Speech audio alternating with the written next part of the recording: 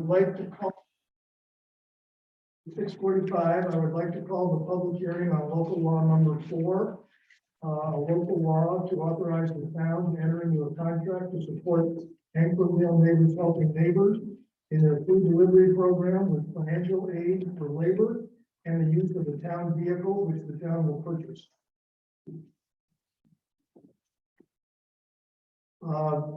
This public hearing was correctly noticed in the town's newspapers, on the town website, and via Anchor email.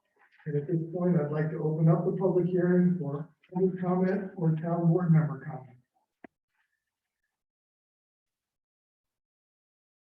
If any member of the public has a comment about this particular local law, please indicate that you would like to speak, and our OWL Zoom coordinator, Mr. Philip Hack, will unmute you so you can comment. Town board members, you're welcome to comment at any time. Hi, Bonnie, we just started the public hearing. Okay, hello, everybody. How are you? Good. Any comments from members of the town board? Any comments from members of the town board? This is local law number 4, the Neighbors Helping Neighbors Financial and Vehicle Support. Any comments from the town board? Okay. Any comments from the public? So how many people do we have on online? 2? No problem. Okay. Well, let's leave the public hearing open for a few minutes in case we get some more visitors. But I think this is probably not a controversial local law. This is one that's going to have lots of support around the community.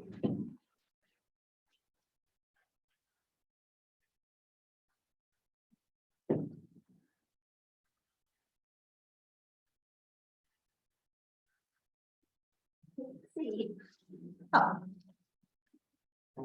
Does anybody else join the meeting? No.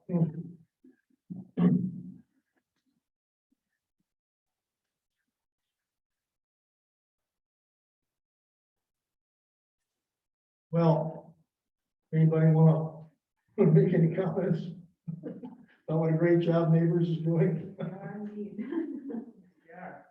They always have, yeah, for a long time. Just as a little bit of background, David is aware of this, but we found the vehicle, a Mercedes van. It was the only bid. We got, I guess, about a $48,000 price. And the town had committed $40,000. Neighbors said they would pay the difference. Jack took a $500 deposit up, and the order has been placed. We just don't know yet exactly when we're going to get it. It's been promised for before the end of the year, but we don't know when. So that's the status of the van. Somebody asked me, like, whether I knew if this took high-temp gas or if it took regular. I don't know. You know, David? I'm pretty certain I do not believe it's gonna take. And this is kind of a commercial contractor van. It's apparently something that many people in the area who are contractors have used and speak highly of. And the price is comparable to the non-Mercedes mark. I think this is something too along that line though, especially since it's gonna be, basically a town vehicle. We ought to be putting the gas in it, making the town highway garage, keeping track of that. And just sending them a bill just like we do for, the fire district. Great idea. Not like, we're getting the gasoline at a better price. Yep. And that just leaves more money for them to operate. Sure. I mean, not that the price is great no matter where, No.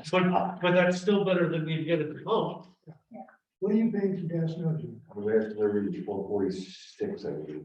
And if you go to the pump, it's $5. Yeah.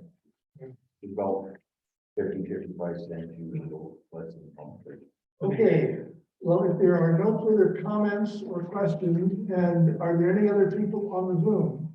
No. Okay, And can I get a motion to close the public hearing on local law number 4, please? All in favor? Aye. Anyone opposed? Okay, thank you very much. We'll wait 5 minutes to begin the public hearing on local law number 5, because that was advertised to start at 6:55. We don't want to start before the start.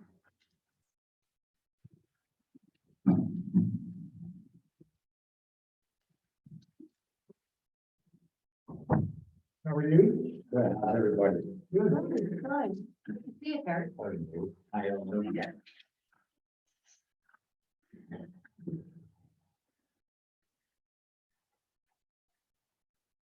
We are waiting till 6:55 to start the next public hearing. Okay, We just finished the public hearing. okay. Thank you for the update. Okay, no change here. Oh, dear. What you're doing. Doing okay. Every day getting better.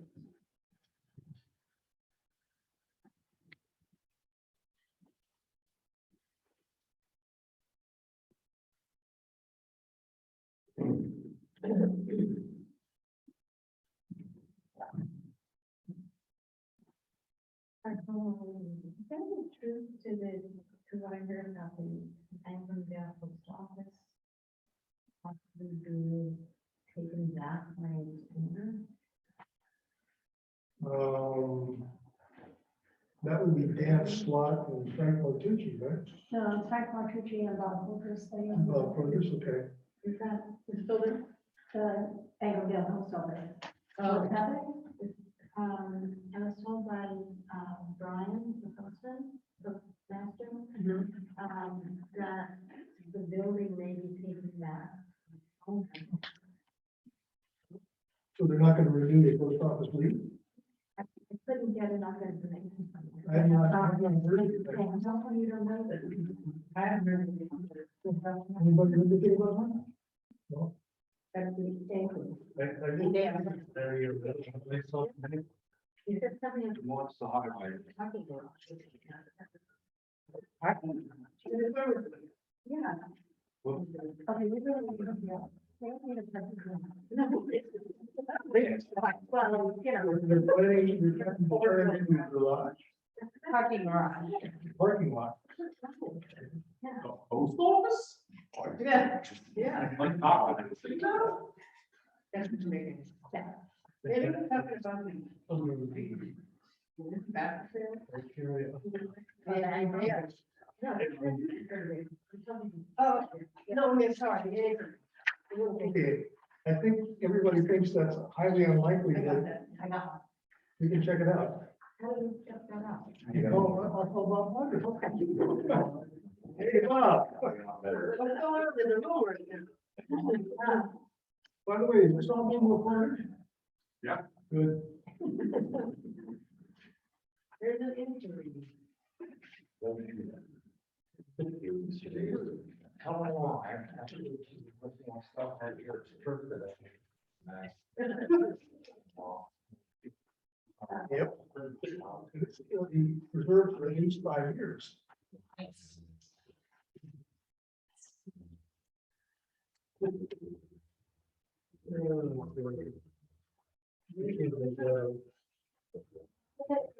All right, we're a minute away from starting the next public hearing, so everybody start concentrating and on your game face.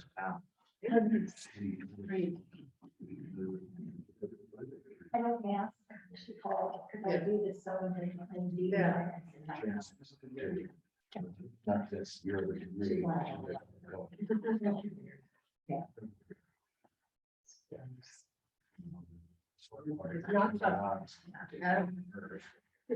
Post office, surgeon. Or one.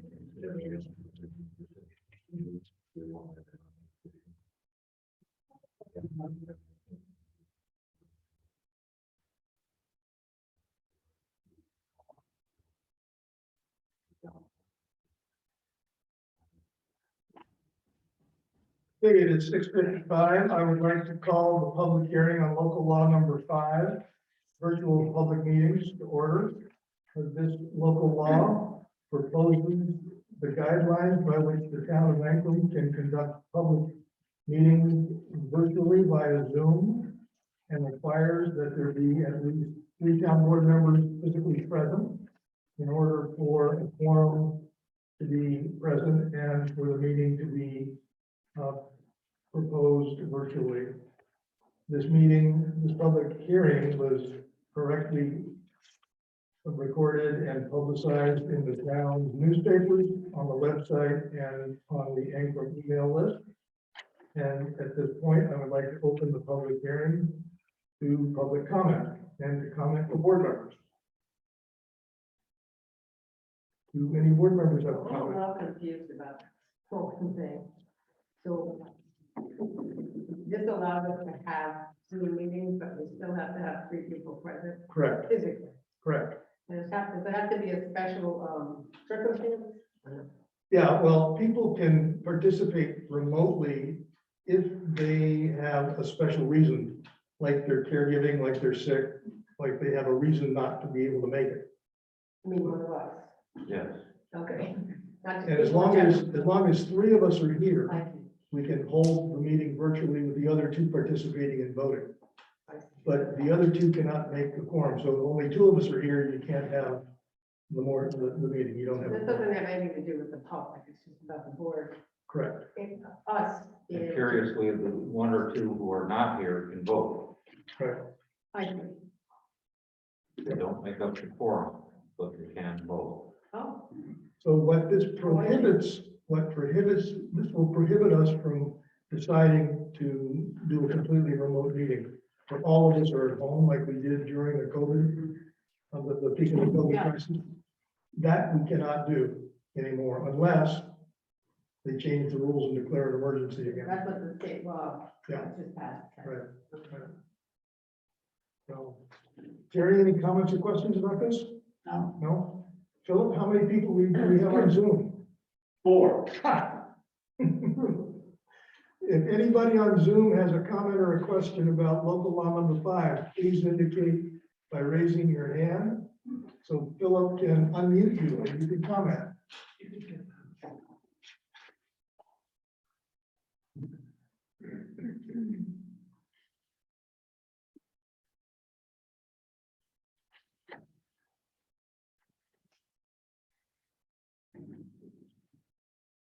Nobody's raising their hand, huh?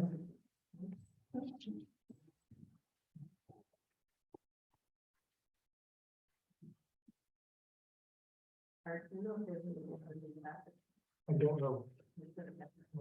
Here, did you bring a bottle of water over? One of the guys? Ah, well, they don't even have a big bottle. Charlie. The last going on this. Yeah, we can get one of the guys to bring a couple of bottles. Can't start to through it. Hey! Okay, any further comments or questions about local law number 5?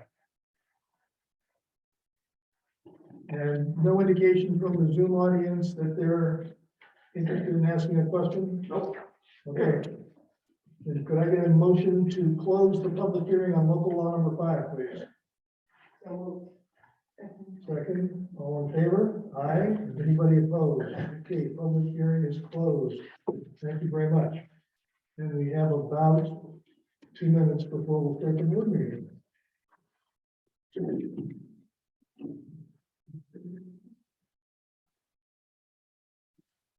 I turn on the very, sorry. oh, yeah, yeah.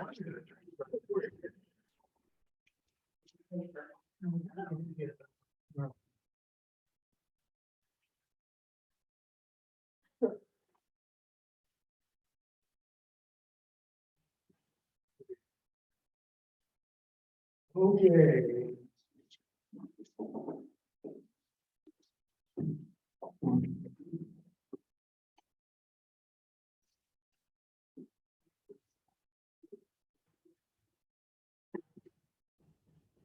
7 o'clock. They're done. It is 7 o'clock. I would like to call the June Rankin Town Board meeting to order. Please join me in salute to the flag.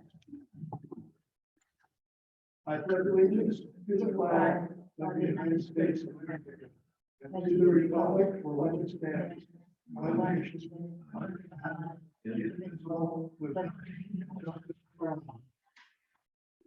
Terry, thank you for being here. Well, First item on the agenda is a recusal check. Anybody have anything on the agenda that they need to recuse from? I hear nothing, so we'll move ahead. Monica's minutes from May. I hope you all had a chance to look at her revisions. And anybody have any additional questions or comments about the minutes? If not, can I get a motion to approve? So you second it, all in favor? Aye. Anybody opposed? Okay, thank you very much. The Committee for Respectful Behavior update and next steps. As you know, we got one more applicant for the committee today, so we have 4. And over the last month, Hugh and Elena and I have been doing some edits to the policy that the ad hoc committee developed last month. And we circulated that around. And I think the question now is, given that we have 4 applicants, what do we do? We wanted 5 to 7, which hopefully means we would have a bigger population than 5 or 7 to look at. There was a suggestion, I think, from Amy that we extend the application period for a couple of weeks. But I don't think a couple of weeks will do it because that would be like by the end of next week. So I would suggest we consider keeping it open longer. Perhaps to July, to the July board meeting, and I'll put out another request for applications. And we'll just, continue. The other thing I was thinking, in terms of the 4 people who have raised their hand to participate, what I would like to propose, if the board is comfortable with this, is to share the draft policy with each one of them individually and ask them for their comments and suggested edits, so that we begin to get them thinking about the issues that we're wrestling with and the policy statement is dealing with. I think it's premature. I think it's premature. I mean, I think we should hold off for the who they are. I mean, you can throw that, just to see, I don't know if you want to start adding. Okay, I think that's pretty good for the whole community. okay. Yeah, fair enough. So I agree. It's not gonna get too is it complicated. okay to share it with them as it is, as a draft, or should we Yeah. wait on that? I think How do you guys feel? I think you should share it with them and tell them we're going to edit it and change it, but this is just our first one. Once the committee is formed, though. Yeah, we're going, Okay. but the committee that is. Okay. Are you okay with that, Mr. Clark? Okay. So I guess that's basically where we are. Do you guys have any thoughts on the, David, Amy and Bonnie, any thoughts on the draft that was No, circulated? there's just a few edits that were fine. Okay, My question though is, so when we sort of go into executive session and interview people, will that the next board meeting, something like that? Or have a special meeting? yeah, we could either interview them as a group or we could interview them individually. I mean, each one of us could talk to each one of them, but not as a group, but one-on-one. So you Well, I would, think David suggested the whole board, didn't you? I think we talked about it at the last, I think the board should be together. okay. You know. So Either way, we could do it, if the board is together, then it's a public meeting, well, it can't be in public because it's an interview. but it has to be. Well, in the executive session, could we? I asked Elena about that. Mhm. She said, if it's the whole board, we have to do it in public. Well, I'm not thinking we can do that. That would be. That might discourage people from, yeah. So we could split it up, I guess, that's the only way, other way to do it. Yeah, you could have two people interviewing everybody and then Right. two people interviewing everybody and then, yeah. Hmm, Can we do it as a like two people and then maybe shift over to the other? two people in this room, two people in the conference room, And does that make any sense? In one, What's the problem, what is the problem with the town board and Mass interviewing each candidate in public? that's an HR nightmare. I mean, it's personnel stuff is supposed to be private. I don't think that would be appropriate. Planning board applicants. Yes, sir, I think that would be best, I know, because but everybody I- knows what everybody's saying and thinking. You can ask Elena about it or whoever, but I don't think. it's proper. You? I think it would be intimidating to have the whole town listen to your interview. unless they have prepared statements. But I don't think we want to prepare a statement. Hmm. I mean, Yeah, I think it would, we'd have very limited things that we could ask them that way. That's my feeling, I don't know, you can. Well, We can research that. let me do this, let me talk to Elena about it, because I did mention it to her, I asked her, you know, whether we do it in person, or whether we do it in private or in public, and she said if the whole board, you gotta do it in public. Mm. Apparently, there's no provision for doing this in executive session. As an interview. I mean, I've had experience where, you know, somebody says one wrong thing and probably you could, you know, turn into something. well, we could, It doesn't take much. yeah, I guess we could do interviews with two people and two people.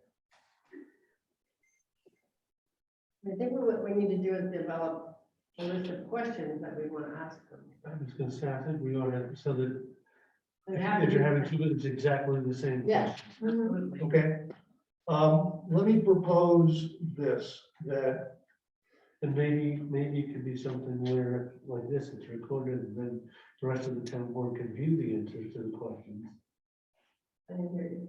So maybe it should be something like this, where the rest of the town board can at least hear or view the answers to the questions. You know, so that everybody hears exactly what each candidate said. Oh, board. Yeah, so you wouldn't have the whole board interview, because I was thinking you'd oh, I have think the whole board. two I interviews said or that. three interviews.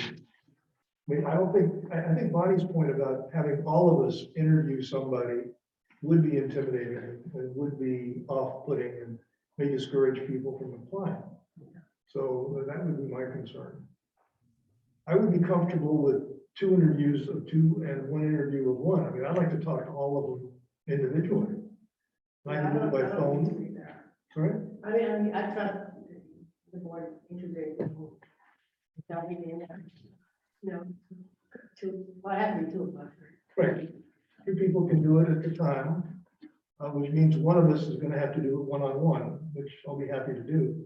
We can do it by phone, we can do it in person, Mhm. you know, it's, Yeah, if we have the same questions, Yeah. which is embarrassing. okay, let me suggest this. We're gonna wait until the next board meeting to have a complete list of applicants. Let's work between now and the board meeting to develop a list of questions. Okay, Let me ask each one of you to write down the 10 questions or the 5 questions you would like to see asked.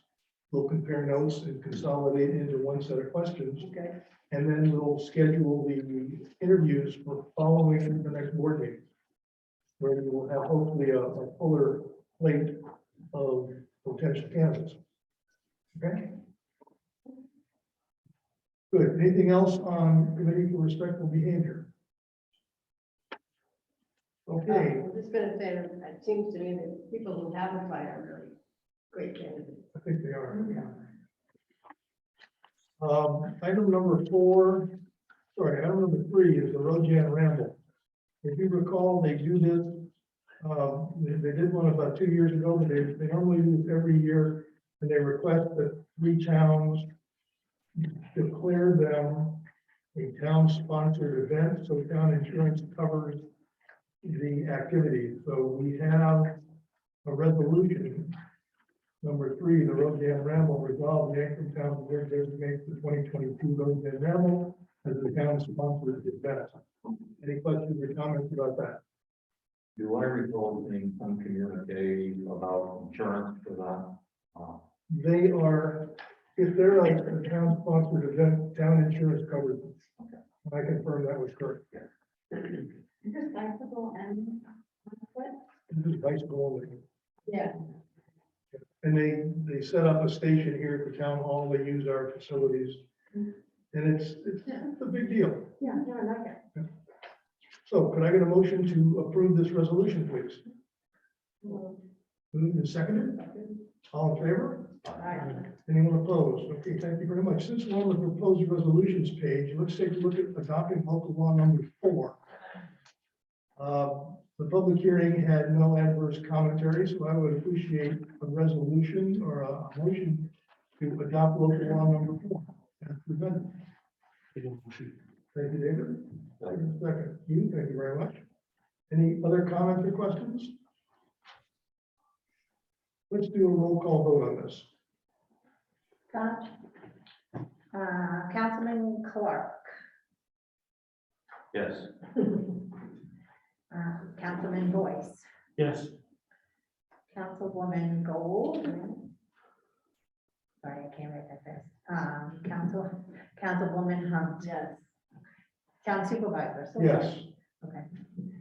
Sorry, didn't mean to leave you out.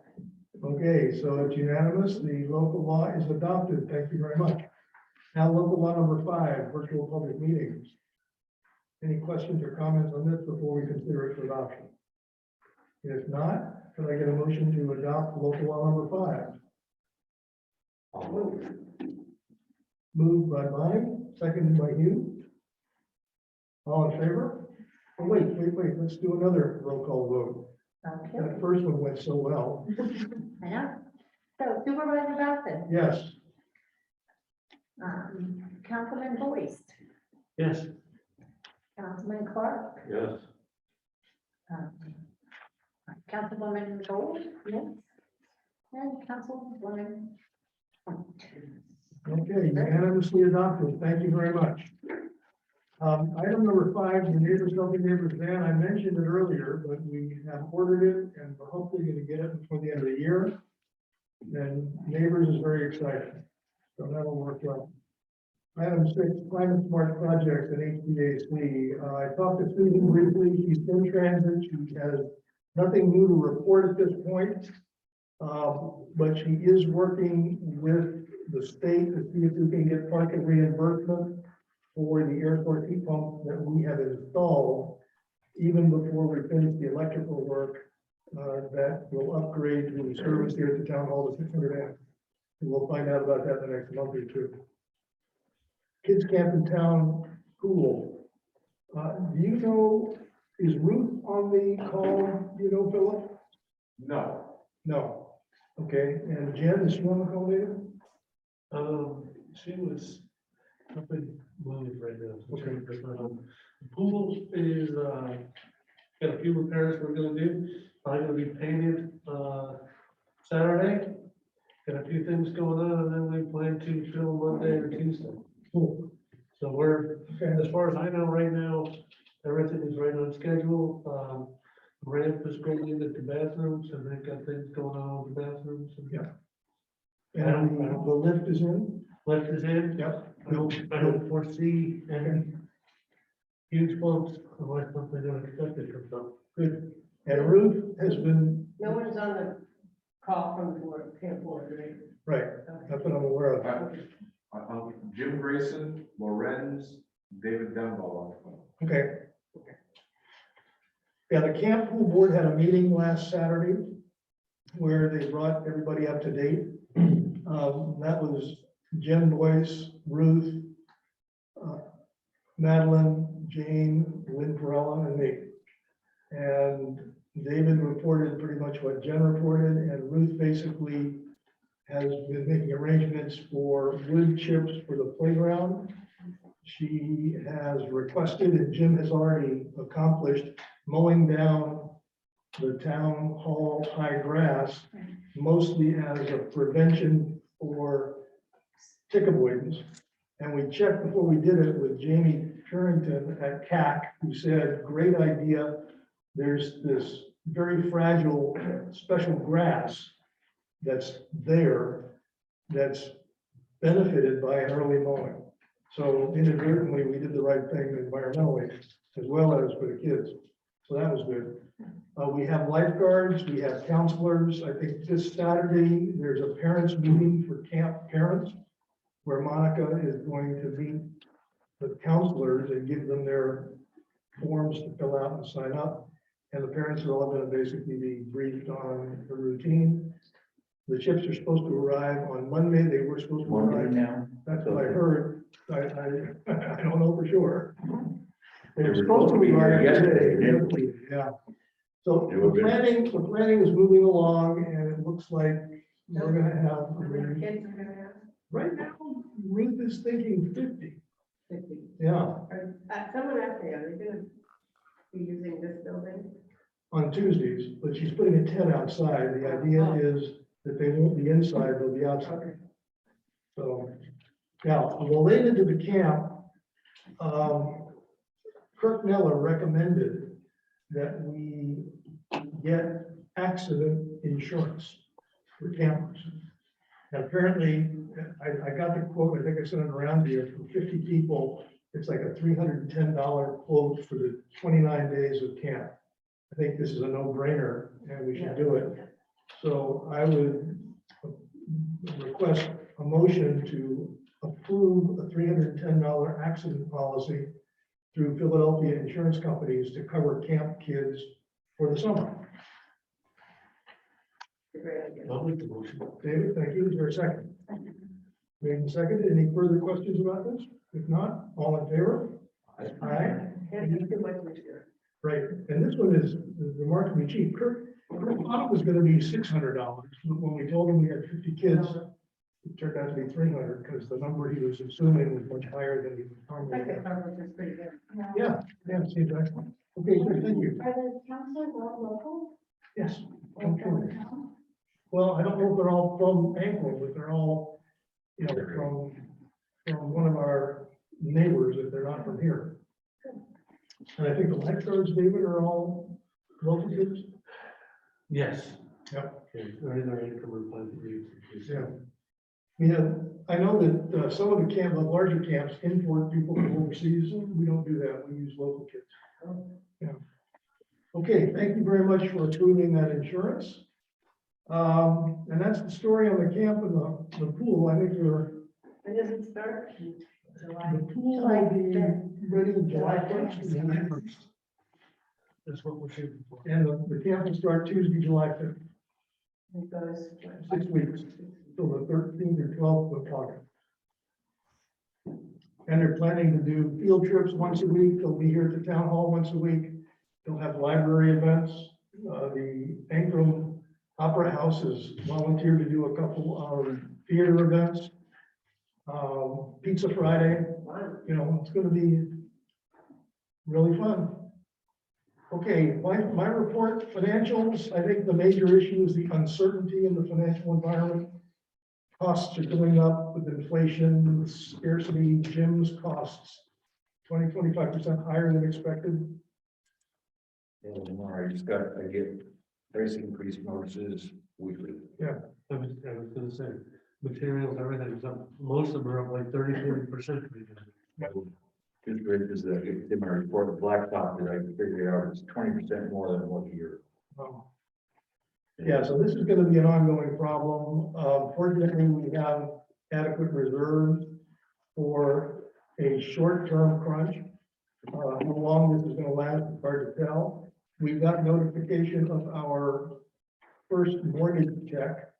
It's gonna be about $40,000 compared to last year when it was 60. So that's down by a third.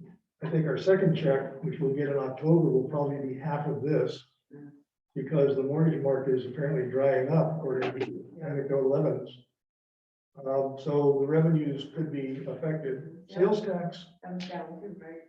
no, sales tax was high. We got $100,000 this time compared to 85 last time. And that's a function of the increased number of people in Columbia County and gas prices and all the other prices. Yeah. So that's kind of a double-edged sword there. But I think we need to be financially aware and financially cautious, because no telling how long this is going to go. In terms of the other issues, tech support, Philip and Michael have done a great job. They are recruiting other tech support people so that we have a group of people who are trained to do this. So it's not the same two people who are doing this forever. We also need tech support to oversee the website, to manage computers, which Philip and Michael are doing now, to look over our networks and coordinate with Edmonds, to deal with the phones. And all of this, may or may not lead to needing to hire a technical person. Right now, we're just very lucky to have Philip and Michael because they are technically astute and they're willing to dedicate their time. Someone to manage the website right now, right? Yes, James from ZenPoint manages the website, but we need somebody internally Yeah. to make sure the website is up to date. Yeah. Because when I rummage around on the website, I find 2-year-old things there that we haven't updated. Post minutes and meetings and stuff like Yeah, that. and that's an internal function that somebody needs to do. Probably not that hard. Not that I can do it, but. No, it's not hard to do because it just means, being aware of what should be there. Yeah. So we just need to find somebody who can do that. Get the hell away from me.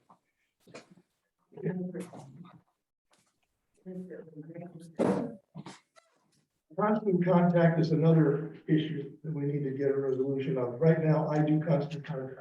A couple of years ago, I had Jay Hoffman working with me. He ran out of time. I'm talking to him again about when he has the time to take this on again. Because I think we need somebody besides me doing this on a regular basis. And that would be a volunteer position? No, we'd pay Jay for that time. And that is somebody. It's to draft the communication. Well, generally, it's not drafting, it's Reformatting. communicating. Yeah. Generally, what happens is, like, when I do the minutes, I'll put together the minutes, I'll put together the agenda, the resolutions, all the stuff that goes into the background, and I'll format that and send it out. That's fine. I'll keep doing that because I can't really delegate that to anybody. Right. But when the library sends me stuff, and when Ankrum Opera House sends me stuff, you gotta take that stuff and make it fit the format, and that can take 15, 20 minutes at a time.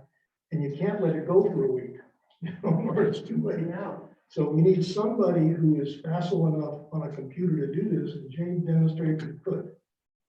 So I just gotta find out if he can commit the time. And if he can, that's what I'll try to do. He did it before, Yes, he did. He did. with the constant contact Yes. format, yeah. Yep. Yeah.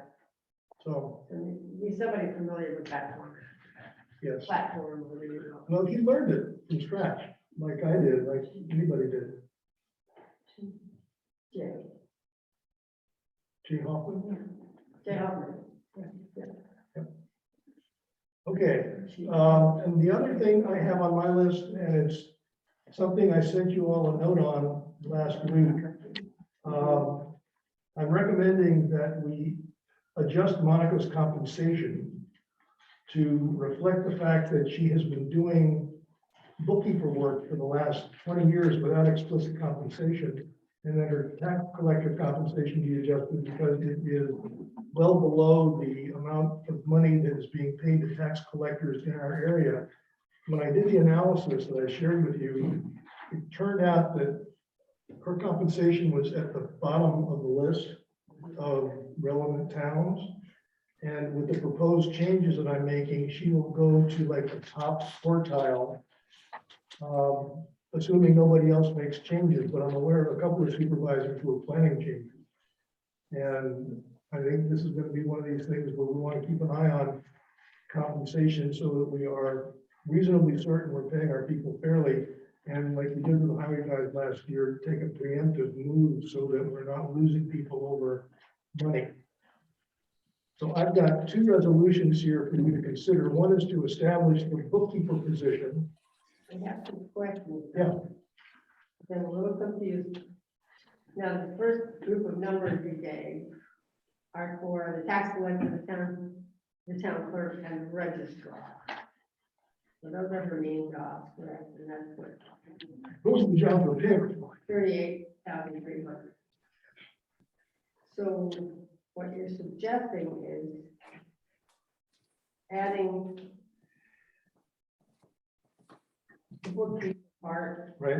the HR part, and the bill paying. Yeah, that, the bookkeeper, Isn't that part of the town clerk job? No. So are we gonna try to find somebody else for that position? no, We're not. no. She's been doing it a long time. and She's that's been doing Yeah, it. yeah, no, She's no, I'm been just- But that would be kind of a kick in the pants and then hire somebody else. Because we're talking about hiring other people for other things, we just want to be clear what we're, other things we're No, hiring this- people for. Well, there's only one other person that I'm recommending we hire, which is an administrative assistant, Right. who would be a generic backup to everybody. And Well, if I that person find, be doing these jobs too, because needed. if needed, yes. But I'm hoping that person will do constant contact if Jay doesn't. That person can do other things like supervise the website and do the kinds of things that are getting, not getting done. Yeah, we get it. You have to know about it. Yes, exactly. And I think- I'm a little concerned about the HR part. Because that should be, I don't know, somewhat specialized, but I guess it's not that big of a deal. It's just keeping records of employees and. It's employee records, it's doing the payroll processing, it's processing people when they get hired. Like right now, she's gonna have 15 kids, camp counselors and lifeguards that she has to give a package to and get a whole bunch of forms back from. Like, and she's always process done. them. She's always done it and never been paid for it. Okay. That's the problem. Yeah, And I no, I found- just want to understand. that It's kind of no my, one's been doing it, she should. it's my fault because I've been in this job for almost 12 years and I didn't realize this was going on. Yeah. So, There's a lot to it. sorry? So what, There's a lot to Oh, yeah, there is. so what does the bookkeeper do then? Right. She puts the payroll together and he just processes it? Is that, sorry. The bookkeeper is a title of a position that I got from, We have an accountant. The accountant. Oh, he's an accountant, okay, all right. the town accountant. The way we've got our financial system set up, Monica processes payrolls and vouchers, sends that information to the accountant Right. who cuts the checks. Okay, I sign the checks, she compares the checks to the manifest and sends the check. okay. So we have three sets of eyes looking at it. The controllers think this is really a good control system. And Monica is the center of this and is key to this. And I think it's way past due to recognize her contribution. No, she's also clerk to the assessor. Yes, Is yes, that a separate, that's a separate thing.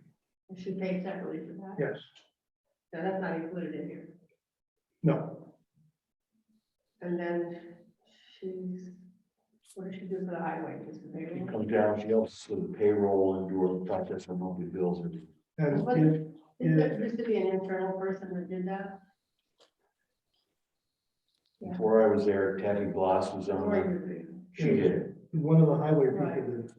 I mean, is it like too much to Monica? No. There's a lot of jobs. Yeah, I just. If you approve the bookkeeper function, Mhm, Monica will continue to do the highway job mhm. for bills and payrolls, but we won't pay her for that explicitly. It'll be part of her Part of the bookkeeper. bookkeeper job. Yeah.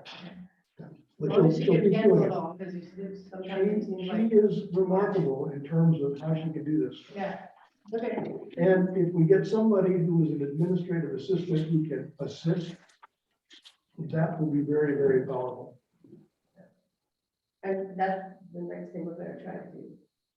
Yeah, after we've approved the two financial positions here, the increase in tax collector pay and the bookkeeper position, that I will make a motion to assign to Monica.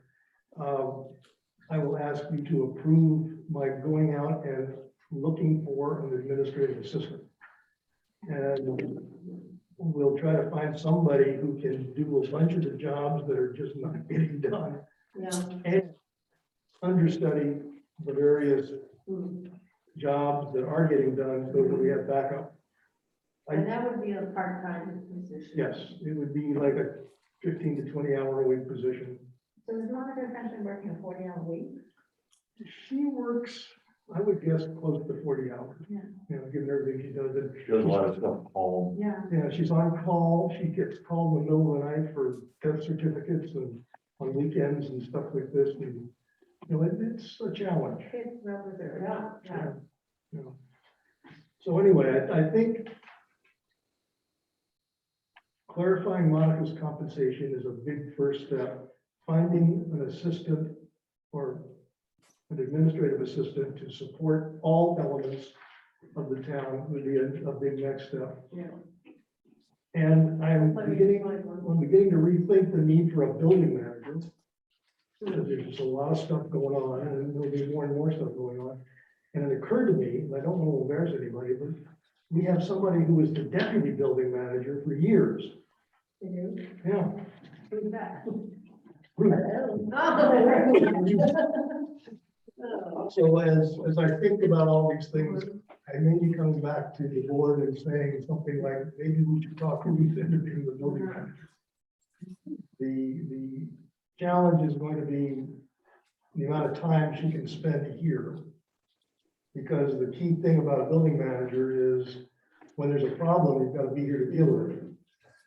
So, okay, that's a lot of talk. Let's get down to some action here. So before we go to the resolutions, anybody have any other questions about any of this? David or you? Amy or Brian? No? Okay, the part-time bookkeeper resolved that we establish a position at an annual compensation of $5,000 a year. Any questions about that? Can I get a motion to approve that, please? Okay. Moved and seconded. Let's do a roll call vote on that, please, Ruth. Sure.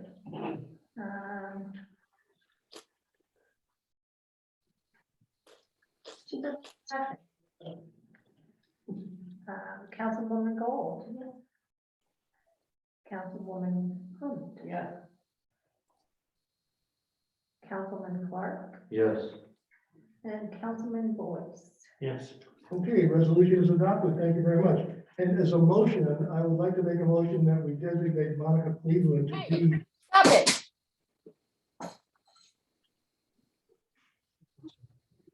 What was that? Someone else will tell somebody got unmuted. Yeah. Okay, I'm sorry. I just made a motion to put Monica in that job and David seconded it.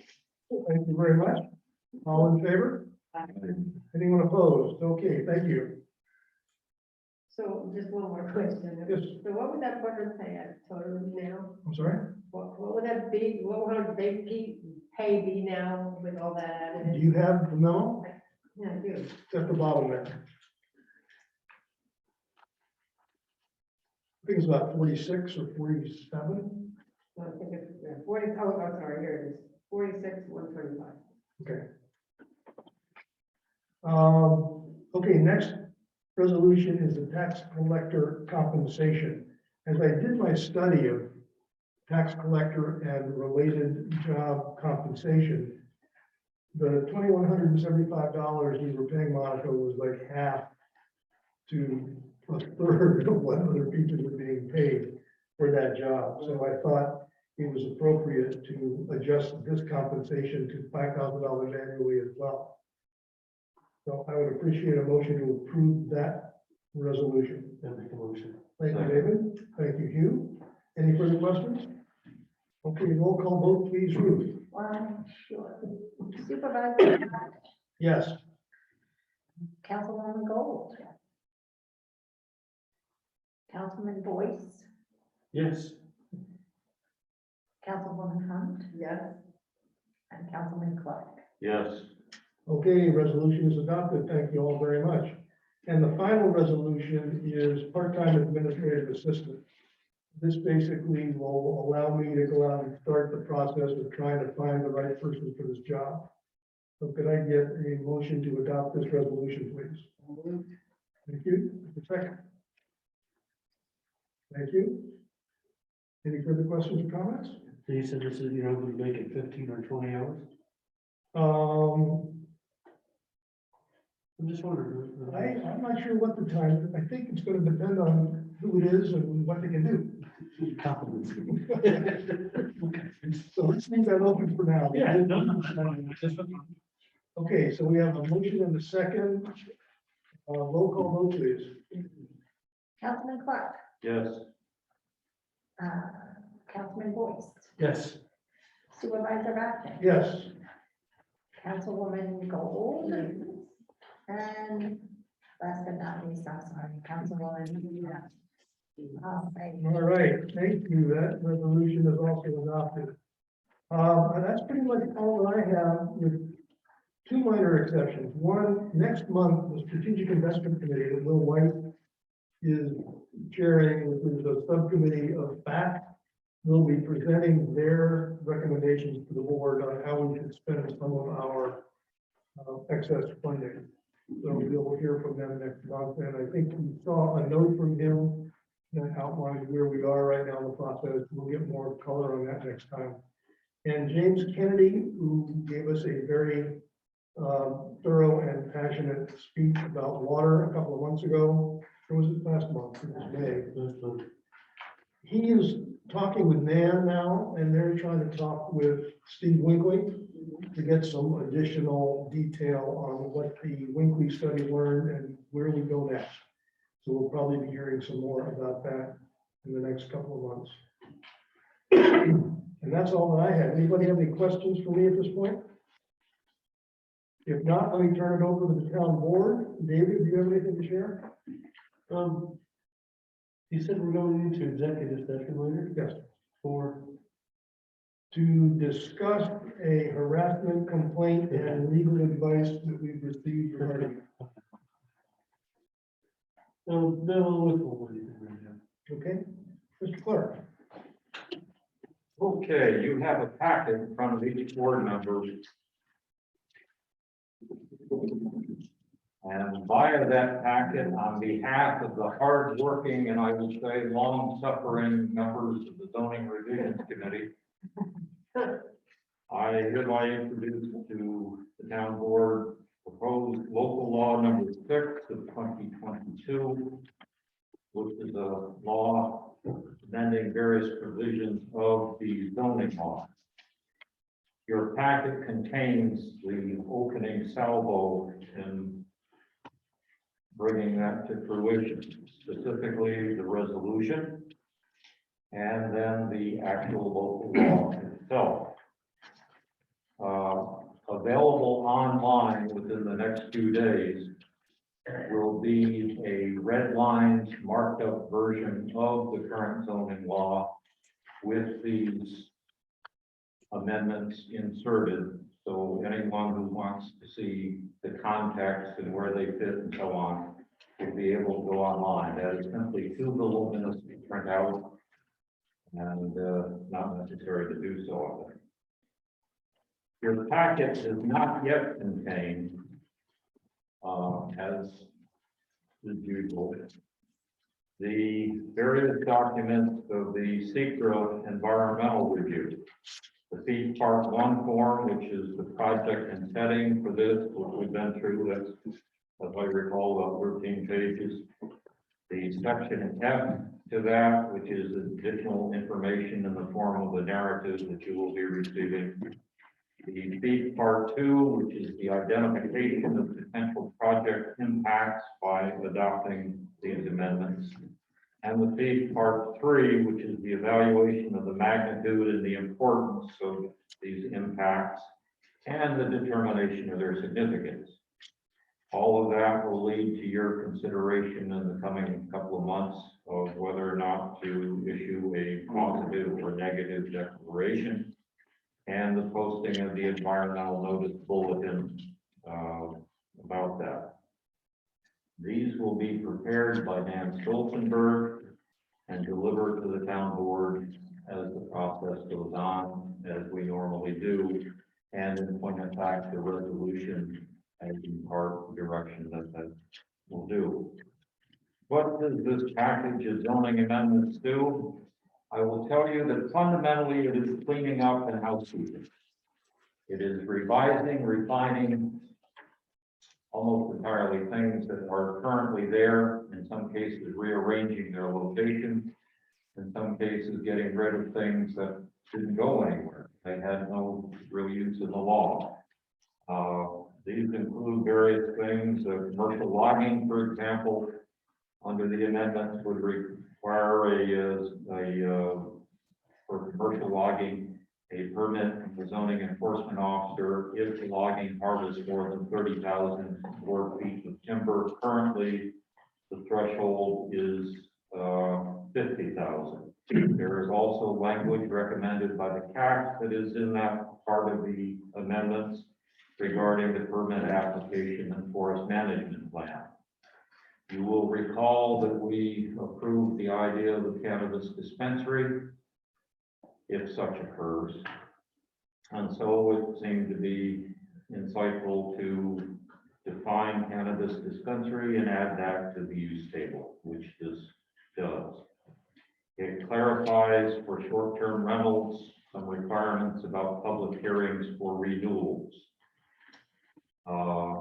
It gets into something new on the horizon, and the DRC, I think, was very insightful in their research. They're calling upon NAM for research about electric vehicle charging stations, both public and private. This adds definitions and standards for electric vehicle charging standards for a station. It cleans up some points about both indoor and outdoor recreational facilities. Again, these are commercial. And actually gets into also cleaning up some things about paintball and laser tag facilities.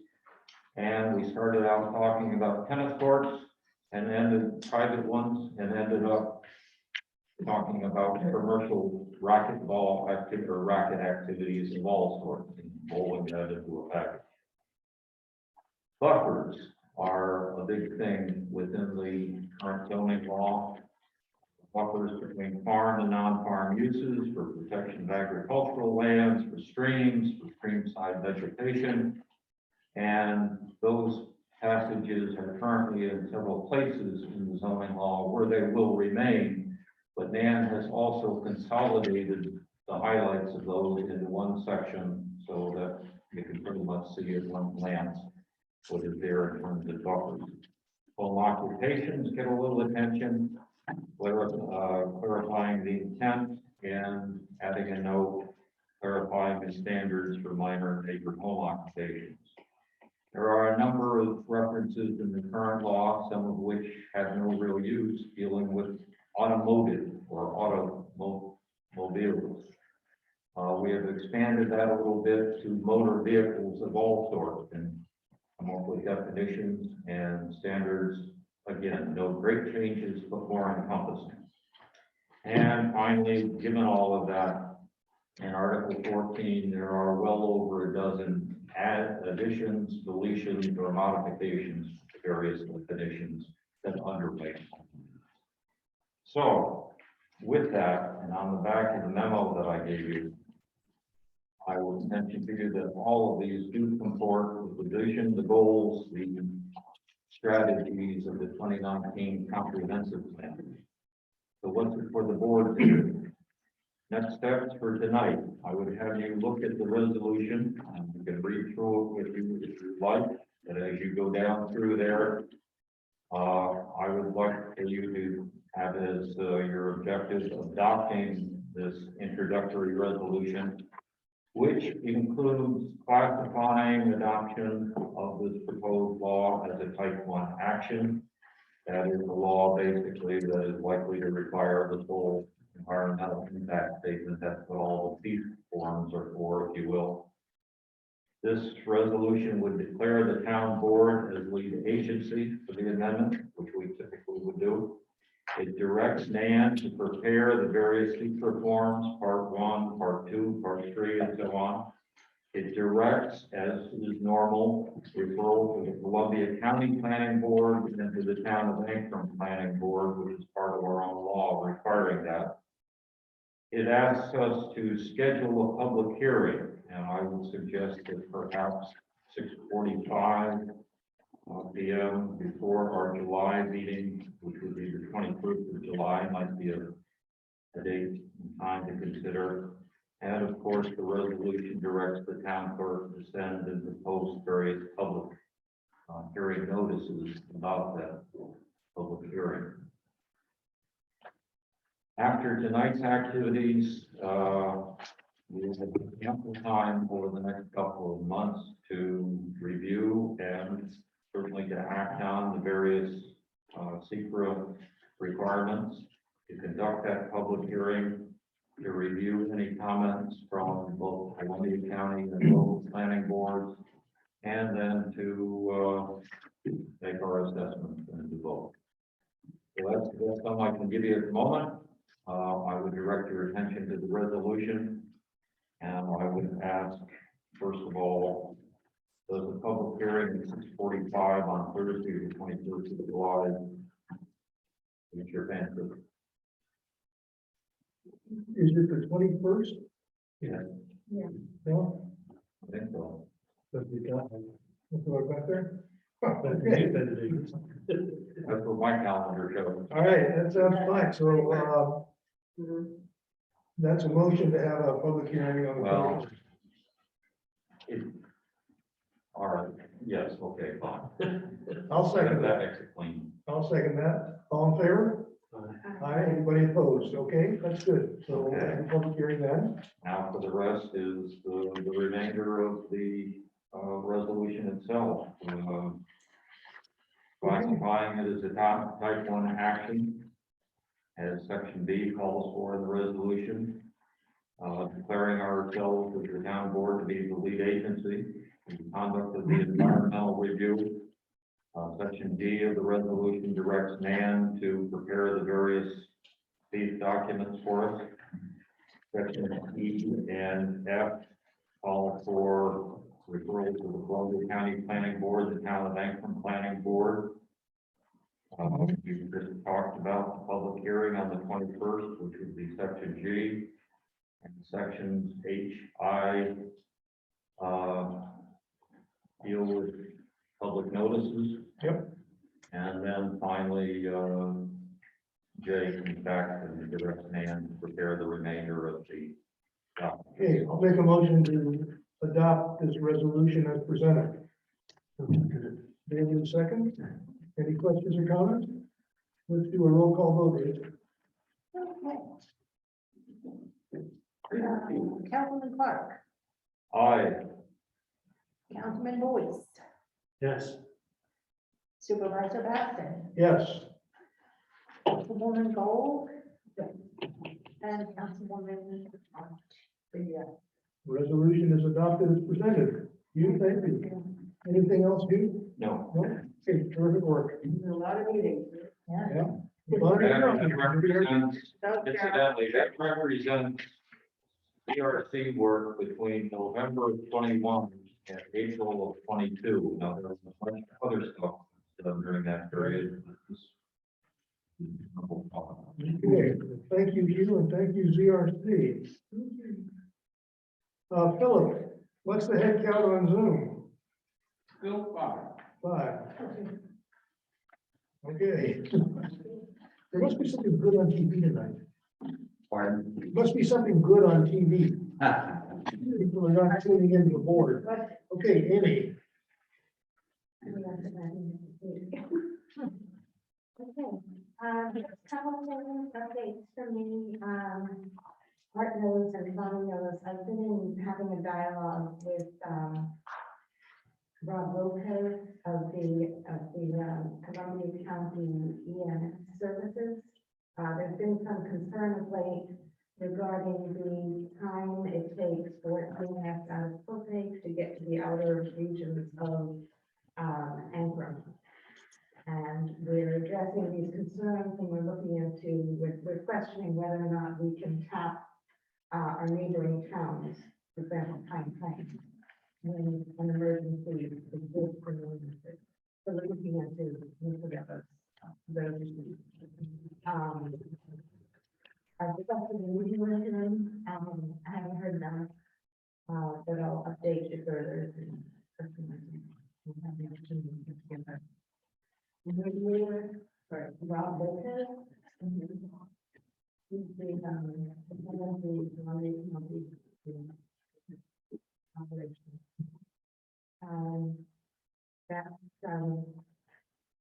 That's my primary thing. Other thing is I'm working with Holly Mark and Bay Lorenzo on the watershed alliance. We got that activity, so we're on that. Okay. Thank you very much. Bonnie? The only thing I have, I don't think there's anybody else on the Zoom or committee, but, we've had a couple of housing committees, meetings, and, I think there's some very good people who joined the committee, and there's lots of momentum and progress that we're working on, and I'm hoping that the Strategic Investment Committee will understand how urgent this issue is, and that they will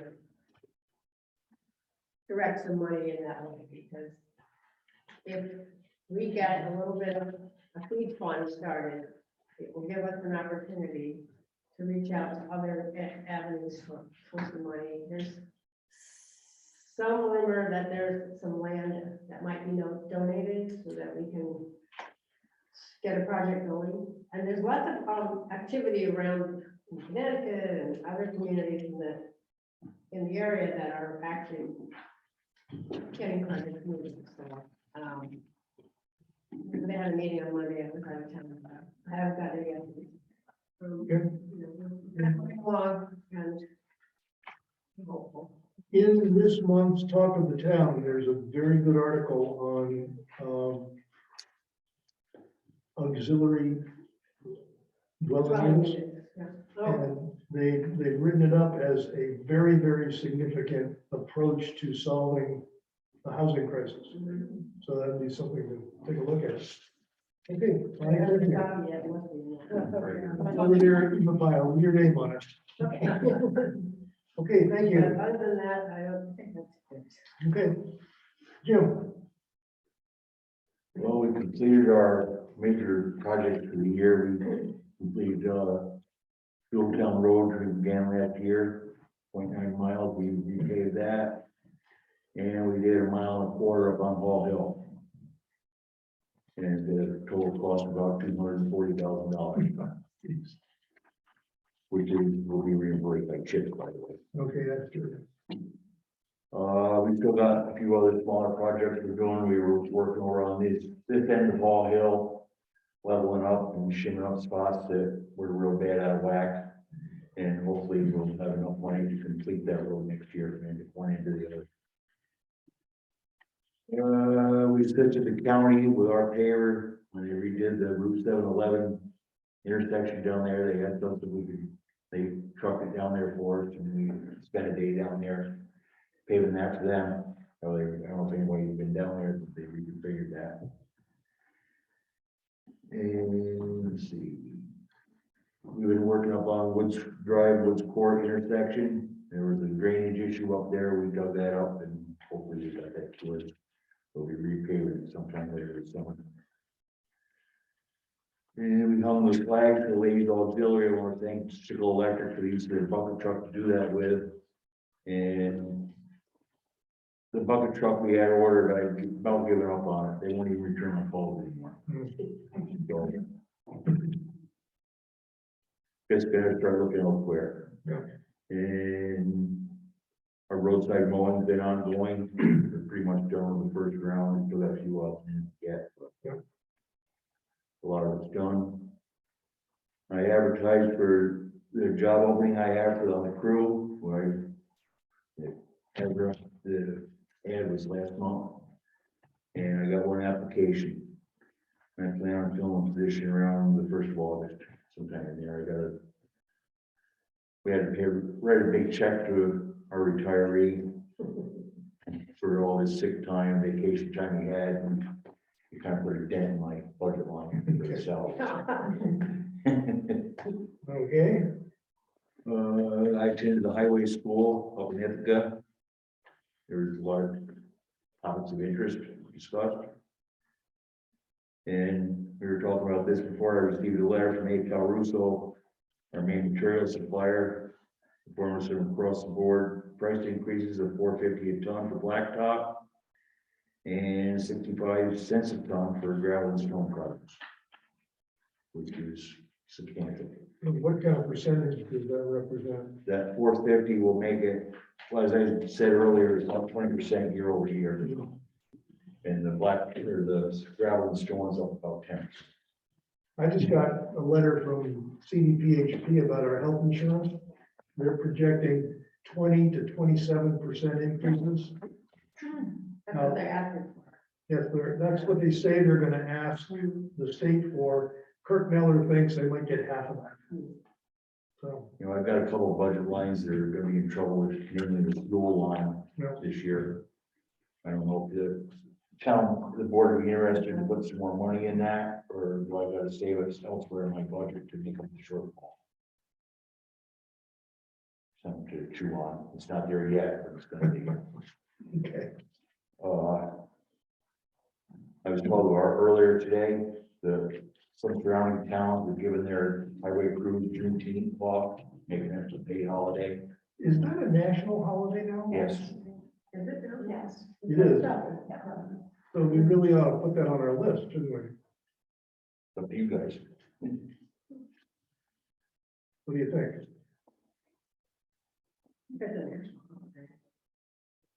The government, yeah, I was gonna say the federal holidays, government, all governmental agencies will be closed that day. Yeah, even the banks. Businesses. The crew is fully aware of it. The rest of me comment. So I guess I'd like to make a motion, we make Juneteenth a town paid holiday. Yes, so. Is there a second? Okay. Second by Bonnie, all in favor? Aye. Aye, anybody opposed? Okay, Jim, Okay, thank you for I'm doing very that. happy to hear that. And one other thing I've got, they would like to do with the retirement of my brother, who always never wanted to do this, they wondering if we could go to 4 10-hour days during the summer season next year. Go to where? 4 10-hour days rather than 5 8-hour days. Oh, 4 10-hour days. Yes. Work like from 6 to 4:30 rather than I 7 think that's your decision, not ours, isn't it? I think it's in the same handbook. Yeah, I gotta reread it. It's kind of. I want to run it by you guys before I do anything radical. I don't have a problem. Anybody got a problem with that? Is anybody else doing that? Oh, yeah, most towns do do it. Oh, they do? Oh. The only thing you've got to cover is if you've got bad storms, Yeah, but that's just like the weekend. Yeah. Okay. if you guys do already, I might try it for a month this summer, see how it goes. Just in the summer? Yeah. I look at doing it like between Memorial and Labor Day. You know, there's lots of times we work 7 days a week in the winter. Right. All right, then I'll make a motion to allow the highway superintendent to experiment with 10-hour days for the summer. Is there a second? Second, all in favor? Aye, okay. At the highway school, did they really talk about sand and salt issue or? Yeah, there's, you know, the bigger towns, they pre-treat their roads with brine. Again, you know, Noy's been looking into that.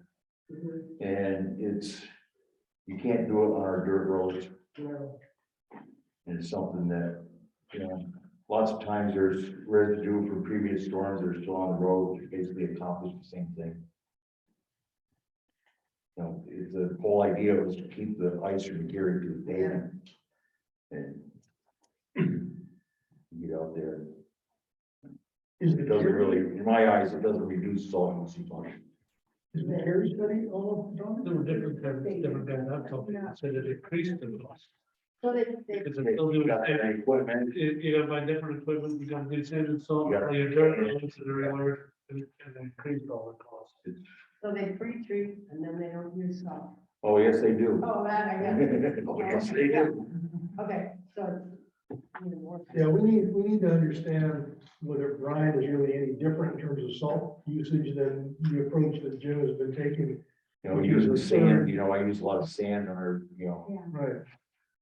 Yeah, because you cut down your salt to like a third, right? it's between 25 and 30% salt. Yeah. I'll get back to Carrie and see if they release their report yet. And you might even just ask her the question, if you use a 25%. Yeah, we did. So- We asked them specific questions, Okay. and they would answer. Okay, good. Good. Excellent. Excellent. Okay, That's all I have. James, thank you very much. Thank you. Any questions for James? Ruth, as deputy town clerk or as court clerk, do you have any comments? Not as deputy town clerk, but as court clerk, I do. Okay, So when the audit report was given for the court, you just want to take one of it. There was a few things that I think were misunderstood and misinterpreted. So I just wanted to kind of put take the wow out of the fact that, it was stated there was $81,000 in fines that were uncollected. That's not correct. Okay, so Tuesday, on the third page, if you want to take a look, Tuesday, I ran the report.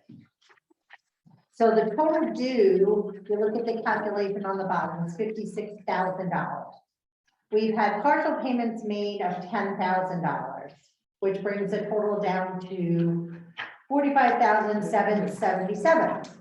Now, the calculation above, each fine or each case has also a mandatory surcharge, whether it's a criminal case or a vehicle and traffic ticket. So the total surcharges that are due on the report that I ran on Tuesday was $17,000. So if you take that off, then I did a little estimate on the side. There's 306 cases owed. I'm kind of thinking that like 35% are parking tickets, so it's 107 tickets times $150 to get the 16,000. Then the balance of the tickets, we get $15 out. So that's the 199 times $15. So basically, if I were to collect every penny on that report, which goes back to 1988, the town would get a little bit less than $19,000. So, and the balance on the bottom goes to the county or the state. That's the other part of the fines from the town getting the $15. So I explained in this memo, I explained that till June 21st of 2021, the New York State DMV pulled the effect of suspending licenses for non-payment. We can still do it for failure to appear, but we can't do it anymore for failure to pay. So everyone in all of the courts have moved themselves differently. So as I wrote on the bottom here, at initial sentencing, fine and surcharge are assessed. Defendant is given between 30 and 60 days to pay this amount. After 60 days, they get another fine notice that says past due, which gives them another 30 to 60 days. Now, the 30 to 60 days is depending what else is going on. Sometimes we get an influx, believe it or not, of criminal cases. 2 months ago, we had 6 new criminal cases in 1 month. So that's where my concentration and my effort has to be. This, I'm not saying this is secondary, but these people have already been sentenced. So, so after the second set of 30 or 60 days, they get a letter that's entitled impending judgment.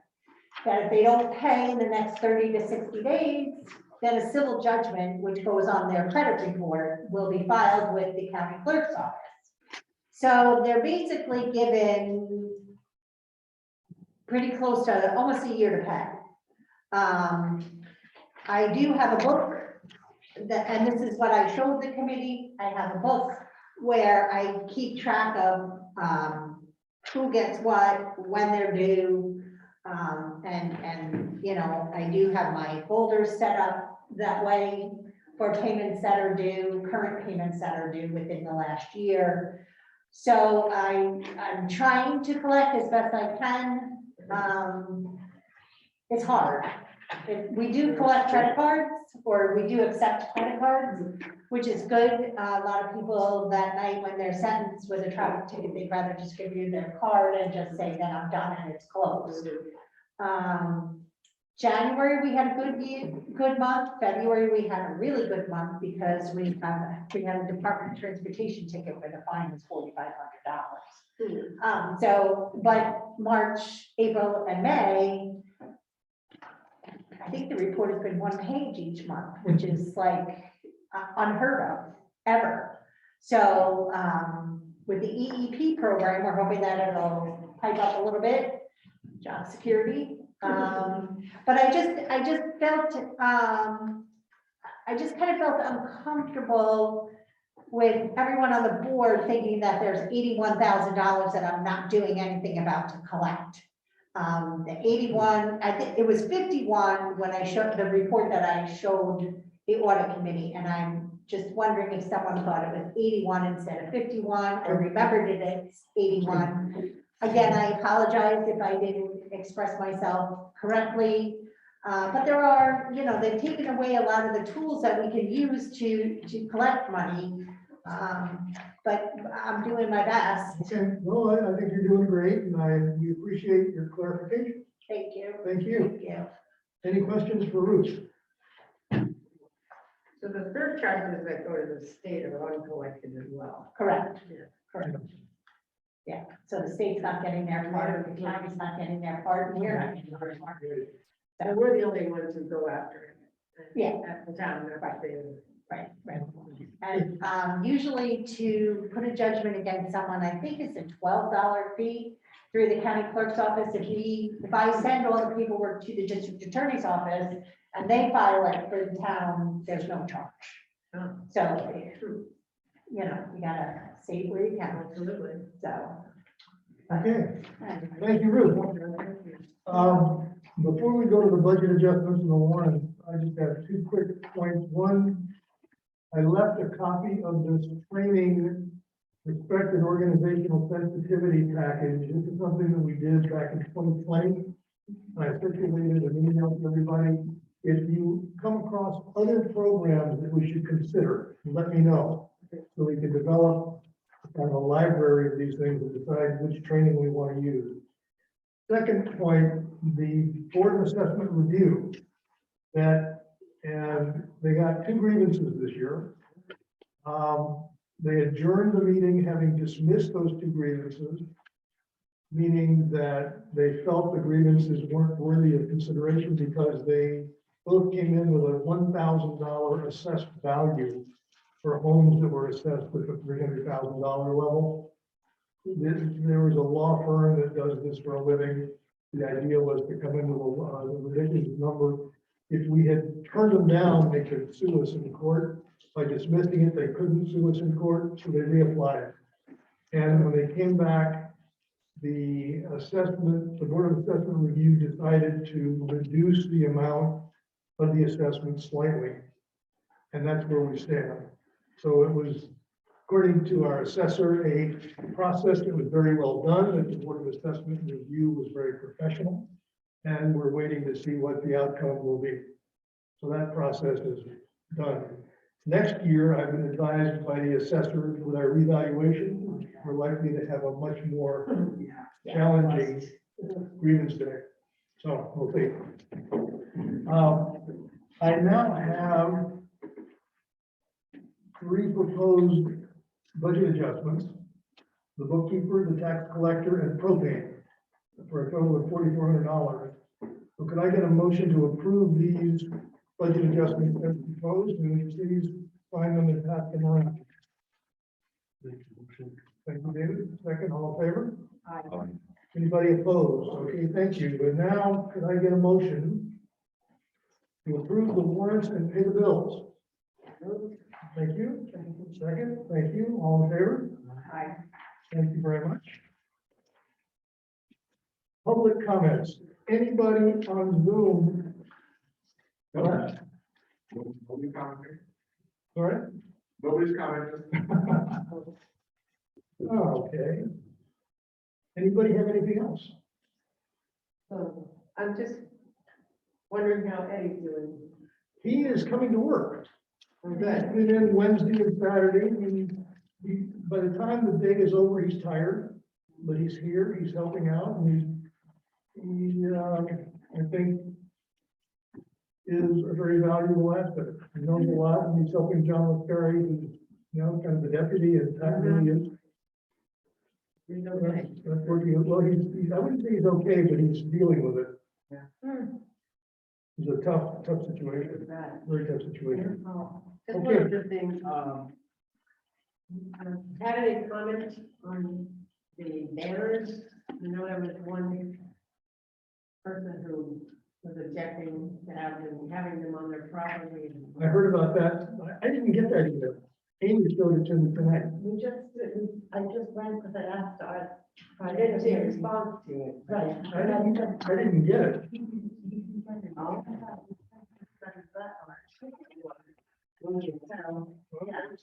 Okay. Yeah, I suggested to Amy that you send it to Lynn.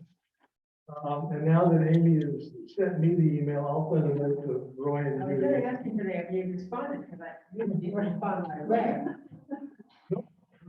So there was two emails, that was from Roy, That was from Roy. Judy is the one that made first contact. right? Roy sent the email to the town board, but he neglected And to. I don't see a problem with it being down in the state. One of those is for me and one of those is for you. But I can tell you that Geneseo put them up in western corners. I haven't had a chance to write an email. They didn't put them up on the posts that we had said to put in. And I found one that was in Dutchess County. They put one up in Dutchess County. So, and they put them up very high. They're very high. Very Yeah. high. And I spoke to the man as he was putting them up, and he says, I don't want the trucks to hit them. But if you, it's off the road, it's not that they will, They're actually Yeah, I don't think they have any choice what they. you gotta remember that was fully volunteer, we get them getting put off. I they put them up at different heights. A lot of other towns you can actually see with. Yeah, I know. Days to. I'm- Partly design. The bands. They're designated both ways, never close. They're bigger and you can see them. They're Yeah, bigger, yeah. yeah. The comment that I got from somebody was they're too small. And I had some on them. That's why I came to this meeting tonight. Okay, The town board, you guys all doing a great job. This is the first town board meeting I've been to in years. These signs that you've spent money on. There's a car stopped on 82 that stopped to read it. There's an intersection there of Patch Road and 82. There's two signs for our house. Car come out of Patch Road, the other car, I'm sitting in my driveway, coming out on 82, watching this happen. So either you gotta lower them or you gotta ignore them. You can't read it. Has anybody really read these signs? Have you stopped to read? But honestly, there was no letters put on them because that's the way it was decided. But you can't tell what the pictures are. No, a few of them you can, but most of them no. Well, but quite honestly, I know what the pictures are. Yeah. And I can't tell what they are when I'm looking at them. Yeah. Not so what? You know, I mean, that's- so you give it to somebody who doesn't know what it is, they're never gonna do it. There's, they transpose two on one. I don't know why they do that. It's weird, I think, when you look at what you see in other towns, I think it's like the color breakdown or the contrast of different things. I mean, They're blending together. I've had people talk to me and say, when you drive through Pine Plains or Millerton, you can actually recognize the person in the picture, and these you can't even tell what the picture is. Yeah. The other thing I want to add to the sign thing is, who we were part of, and some of the committees we've been on together. I see two signs in a row. We had talked about sign pollution many times. They both say the town of Ankrum, and then the county has theirs behind it. Is there a way to ask the county to take theirs down?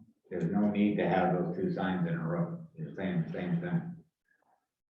Where are you thinking about, Terry? On County Route 7, coming into Ankrum from Gallatin, coming down Winchell Mountain, Yeah, that's it. there's two there. You know, it's just Redundancy.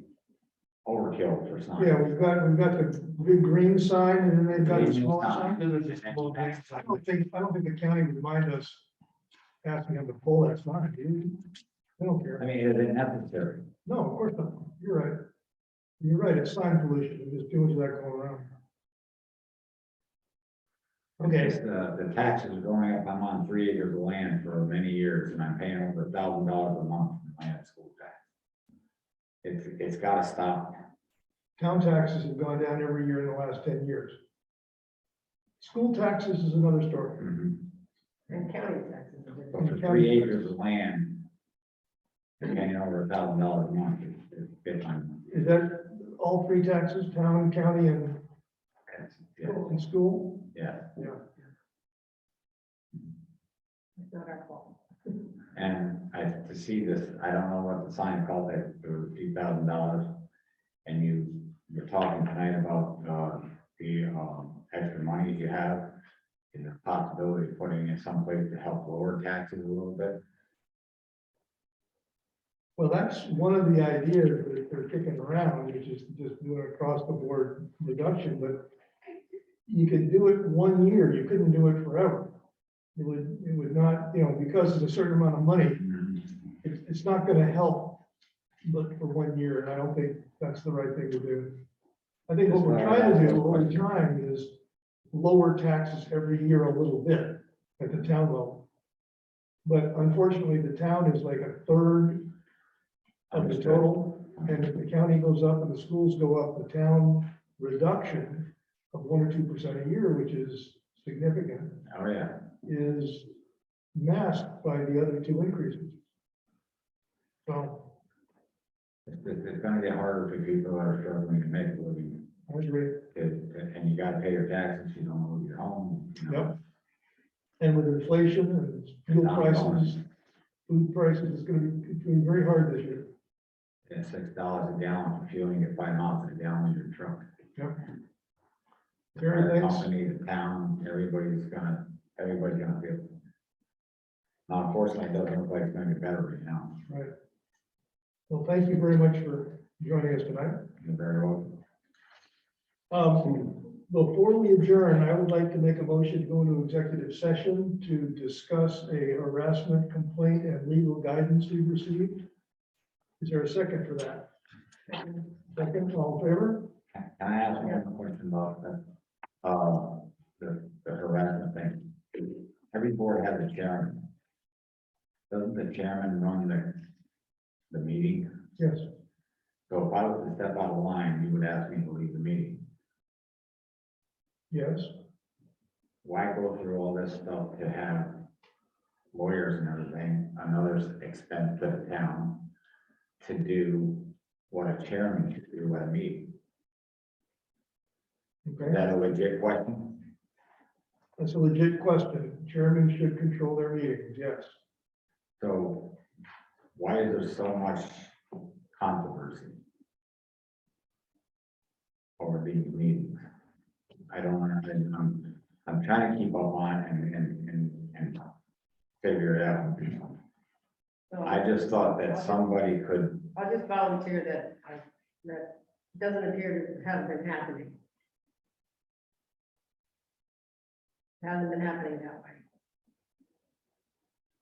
okay, You mean it's not happening at meetings? Right. That's one way it should be taken. if it's not happening in meetings, then why is the town spending money on lawyers to correct it? Because it's not happening in it was determined there were complaints and we needed to deal with. Well, if it's not happening at a meeting, then it's a personal agenda. What? If it's not happening at a meeting, then it's something personal outside of the dome of the There's meeting. lots of different meetings, there's committee meetings, Of course, planning board. yeah. That's, I'm just, Fair question. fair question, I think, and what did the lawyer cost to do to figure this out that nothing was wrong? What did that cost? $16,000. $15,000. That would help quite a bit. As far as I just, it came to my mind on my way here, you know, and I was on the planning board for many years. Fire commissioners, you know, and if there's something wrong at the meeting, you take care of it then and there. Anything outside of the meeting has nothing to do with the meeting, as far as I'm concerned. Just a point that I'd like to acknowledge. Okay. Noted, thank you. Thank you for your time. Okay. Have a good night, everybody. Nice Yep. to see you. So we are now going into executive session. Ruth, this won't take long, so please stay, because when we come back out of executive session, we'll close the meeting and you need to write them up. And Philip, if you can stop the recording now. And why don't we move next door to the board conference